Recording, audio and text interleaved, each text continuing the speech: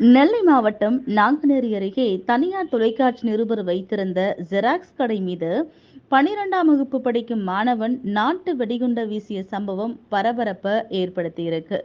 இது குறித்த முதற்கட்ட விசாரணையில நாங்குநேரி மருகால்குறிச்சியை சேர்ந்த 12ஆம் வகுப்பு படிக்கும் மாணவன் தான் குண்டு வீசியதாக தெரிய வந்திருக்கு.